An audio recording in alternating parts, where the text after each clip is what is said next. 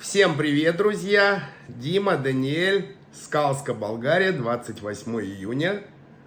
У нас среда, у нас лето, у нас прекрасное настроение, потому что сегодня мы сделали еще какой-то один шаг в нашей жизни, выполнили, скорее всего, какую-то заранее запланированную миссию, и сейчас я расскажу об этом. Смотрите до конца, будет интересно.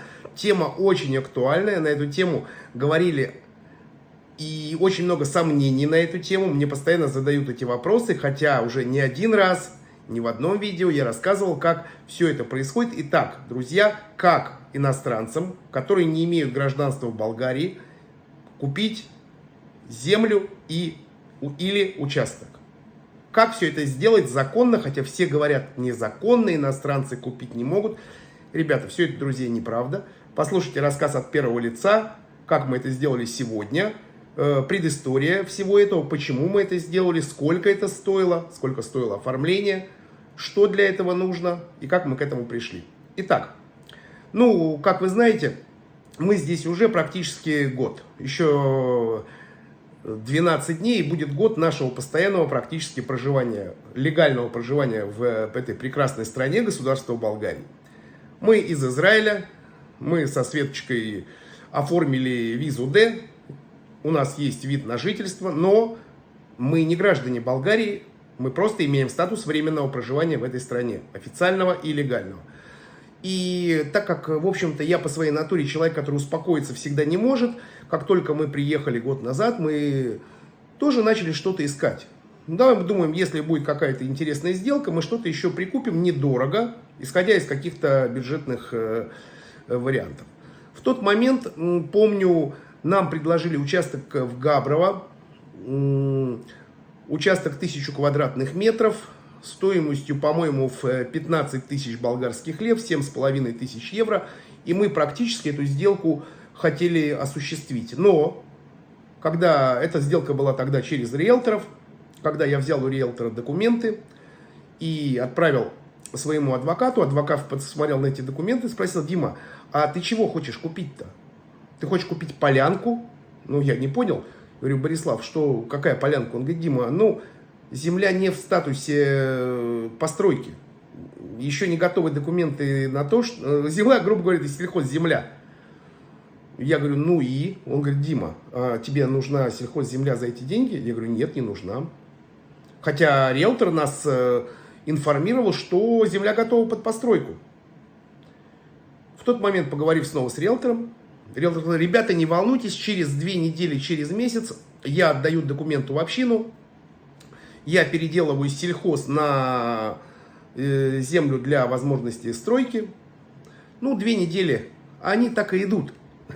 И слава богу, ребята, что тогда мы не пошли на эту сделку, потому что уже сейчас понимаем, что это было, наверное, не очень выгодно и не очень правильно.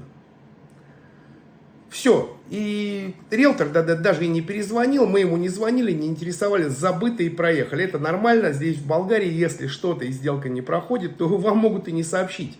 Прекрасно.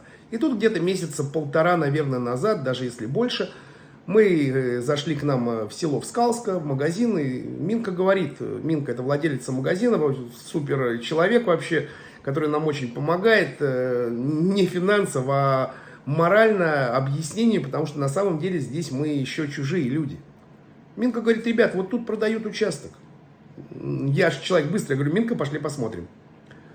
Буквально недалеко от центра, село маленькое, стоит участок, ровный участок, зарос травой. Он ничего не говорит, этот участок нам, абсолютно ничего, просто кусок земли. Мы начали спрашивать: а сколько он хочет? Он хочет 10 тысяч лева. 10 тысяч лева — это 5 тысяч евро. А какой размер участка? Размер участка с одной стороны 1500 метров, рядом стоит дорога, и там стоит еще второй участок собственника 400 метров. Окей. Быстро связались с собственником, риэлтора нету здесь. Связался с адвокатом, связал собственника, продавца с адвокатом и сказал: Борислав, пожалуйста, проверь на наличие вообще правильной сделки, наличие, если есть много собственников, чтобы мы все правильно купили. Борислав сказал: окей, связался с теми, все, забыли, идет время. Мы как бы посчитали, сделали такой подсчет, сколько стоит квадратный метр. Давайте исходить из того, что участок 1500 квадратных метров. Участок ровный, друзья, участок ровный.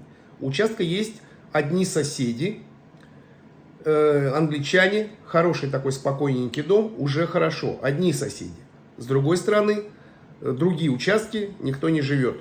Вид прекрасный, вид на горы с этого участка. Давайте сделаем обычный подсчет. Так, 1500 квадратных метров, который стоит 5000 евро.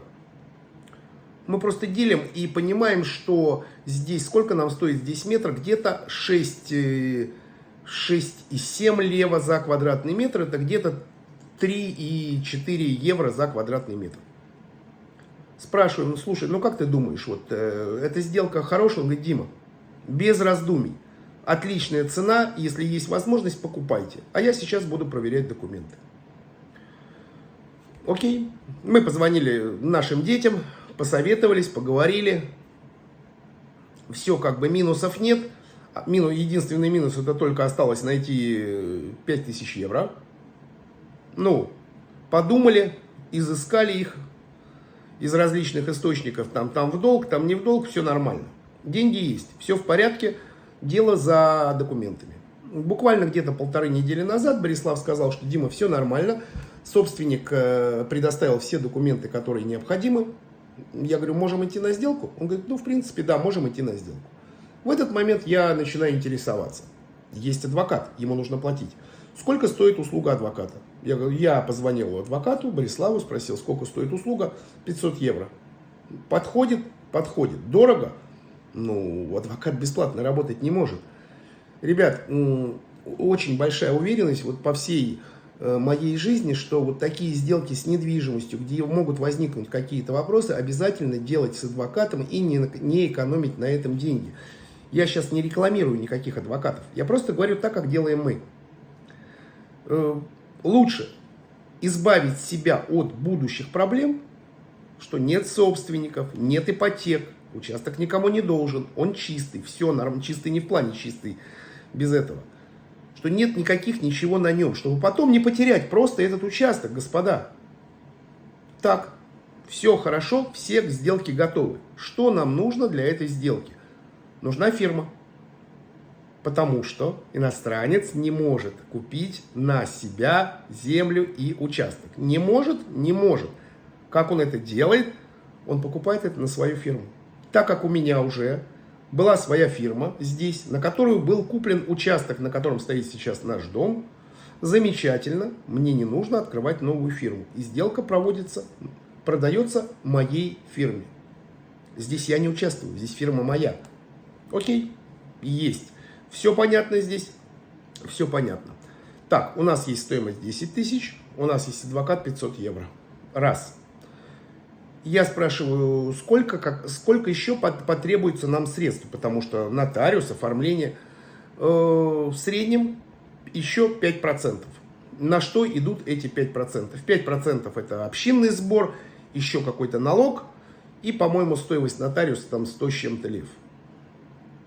В принципе, в разных регионах, в разных местах это может меняться на 1 или 0,5%. Но сразу давайте поймем так, если участок стоит 10 тысяч лев, значит оформление его будет стоить еще 500 лев. 5%.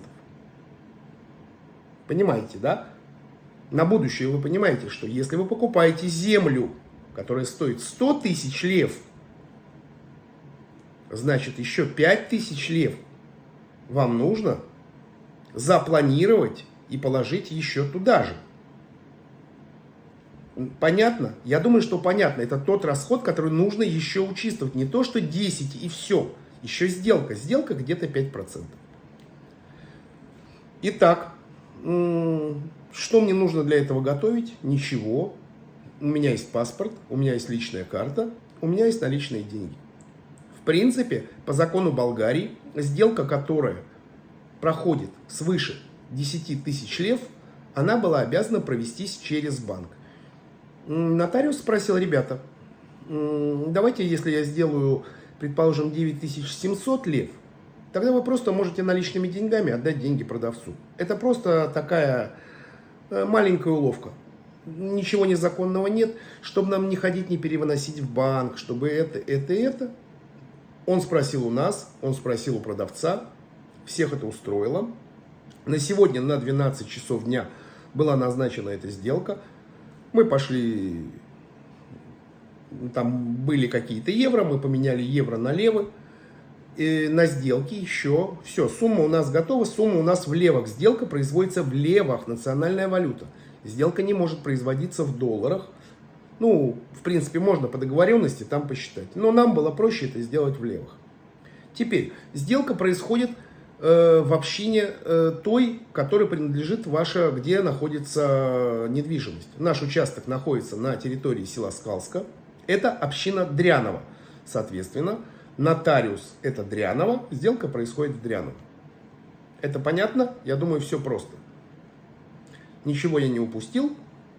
Да, в принципе, я ничего не упустил. Мотивация. Ну, мотивацию я скажу потом. Давайте сейчас расскажу об окончании сделки. Сколько времени шла сделка? Адвокат все приготовил, все подготовил, все нормально. На сделке должен быть переводчик. Почему? Потому что по правильности должен быть переводчик, который переведет с болгарского языка на мой язык, который я понимаю, русский, иврит, английский. Ну, нету в Скалска переводчика на иврите, не нужен. В Скалска есть переводчик на болгарском. Очень приятная девочка, которая сопровождала нашу сделку в прошлые разы, когда мы покупали. Это как бы правильно. Эта девочка села рядом со мной, взяла нотариальный акт и вместе со мной прошлась, хотя я в принципе много чего понимал, но давайте уже правильно будем все оформлять. Мы с ней медленно и верно прошли по всем пунктам, она все зачитала, она все перевела, она отработала свою работу. Ее работа в этой ситуации стоила 60 болгарских лев. 30 евро. Заработала она? Конечно, заработала, молодец. Все законно, все законно. Все проверено, все проверено. Имена, фамилии, номера паспортов, адреса. Все это, ребят, нужно проверять, потому что в дальнейшем, если вы будете продавать или еще что-то делать с этим участком, не должно быть каких-то ошибок. Вот для этого есть адвокат, который четко еще после и перед нами все перепроверяет, дабы в будущем, через много лет, не получилась ситуация. А вот здесь неправильная буква. Здесь же все очень серьезно по законам. Здесь можно судиться за запятую, я не знаю. Поэтому экономить на адвокате, мое мнение, вот лично я не стал. Вы уже, если будете совершать такие сделки, решайте для себя. Так, все замечательно. Подписали 5 экземпляров, подписали имя, фамилия. Есть. Сели с продавцом, рассчитались, пожали руки. Бум, молоточек. Сделка сделана. Мы стали счастливыми правообладателями земельного участка в Скалска размером 1500 квадратных метров за сумму 10 тысяч лев. Плюс к этому еще расходы на сделку. Все, друзья, пожалуйста, не говорите, что нельзя купить иностранцам землю или участок в Болгарии. Можно купить все законно, через фирму. Это рассказ от первого лица, как это и было. Поэтому что тут придумывать? Все, земля. Земля не сельскохозяйственная земля. Это участок для дальнейшего строительства. Зачем мы это сделали? Первое. Как инвестиция, это раз. Адвокат тут же нам сказал, что, ребят, молодцы, отличная сделка, через 3 года продадите за 20. Я сейчас об этом не думаю, что будет через 3 года. Наши планы, пока у нас планов на этот участок нет, он просто есть. Светочка уже заправила сегодня канистру бензина и, скорее всего, завтра собирается брать триммер и идти туда стричь траву. Она хочет, это ее, она вообще человек, который очень любит свое, это нормально. Я говорю, Светланочка, смотри, хочешь почисти, хочешь оставь его в покое, да пусть он себе стоит, он уже твой. Неважно. Нет, я там хочу зачистить. Хочешь зачистить, зачищай. Потом, естественно, когда мы зачистим уже, естественно, мы зачистим. Потом снова все вырастет. Зачистим, снова вырастет. Ну, ребят, ну не бывает. Можно, конечно, сейчас нанять людей, которые это зачистят, но наш бюджет, он не хочет этого. То, что мы можем сделать сами, то, что там я могу сделать сами, моя цель там сейчас другие проблемы, а Светочка, ради бога, хочешь триммерить, вот тебе леска, вот тебе триммер, при том, что это где-то в 5 минутах ходьбы от нашего дома. Ну или, конечно, доехать на машине. Итак, мотивация покупки, опять же, может быть, мы построим там потом когда-нибудь гостевой дом. Почему нет? Будем его сдавать на долгосрок, на краткосрок. Почему нет? Сейчас не думаем об этом. Это не в бюджете, не в планах. Хотели правильно найти и купить землю, участок, мы это сделали. Опять же, это был не шаг какой-то, вот, давайте груханем там 5 евро. Нет, нет, нет, абсолютно. Таких, ребят, участков под строительство продается в округе и по всей Болгарии огромное количество. Здесь же цель-то правильно купить.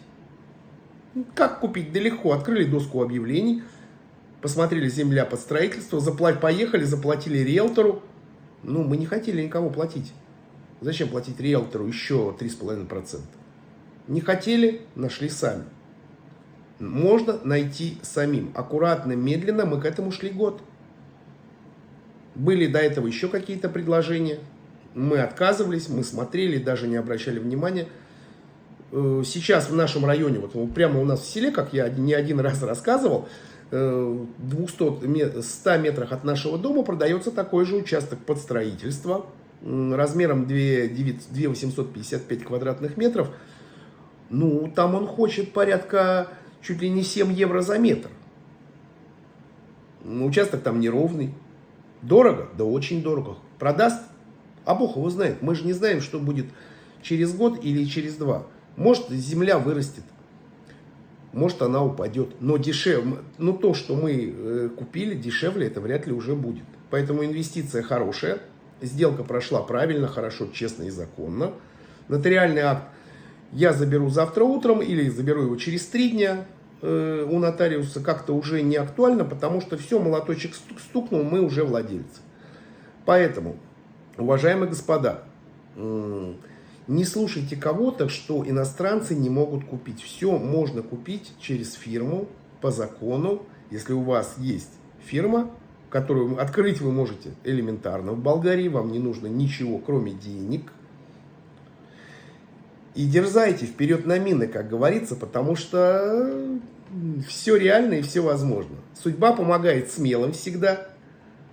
Все те действия, которые вот мы делаем на протяжении многого времени, естественно, с какими-то ошибками, просто мы их делаем, где-то ошибаемся, где-то плюсуем. Экшен, движение идет. И можно сказать, что и вот это желание приобрести еще 1500 метров. Земля, ребята, навсегда земля, она в Африке земля. Хотя, смотря в какой Африке.